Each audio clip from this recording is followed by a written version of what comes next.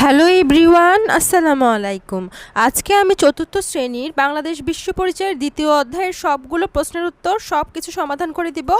তাহলে দেখো, 1 নম্বরে কি বলেছে, সকল ধর্মের প্রতি শ্রদ্ধা প্রদর্শন করলে কি গড়ে ওঠে? আনসার হবে ধর্মীয় সম্প্রীতি।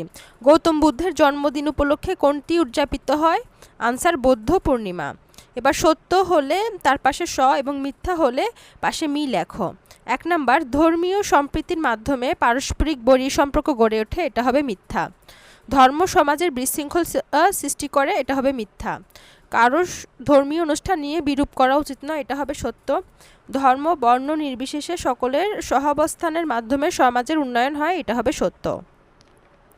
তারপর বাম পাশের সাথে ডান পাশের মিল।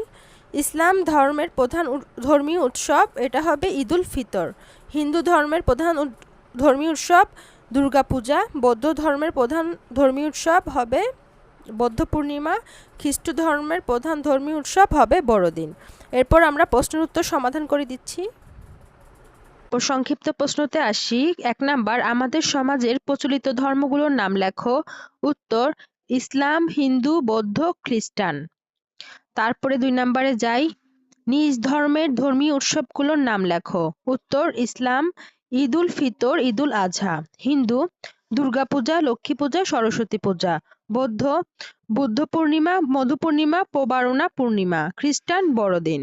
এরপর বর্ণনামূলক প্রশ্নতে আসি। 1 নাম্বার, ধর্মীয় সম্প্রীতি রক্ষায় তুমি কি করবে তার তালিকা তৈরি করো।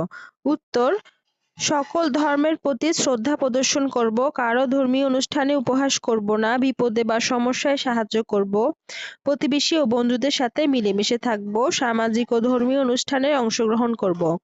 তারপর 2 নাম্বার প্রশ্নটা পড়ি। ভিন্ন ধর্মের প্রতিবেশীর সাথে তুমি কি ধরনের আচরণ করবে তা বর্ণনা করো।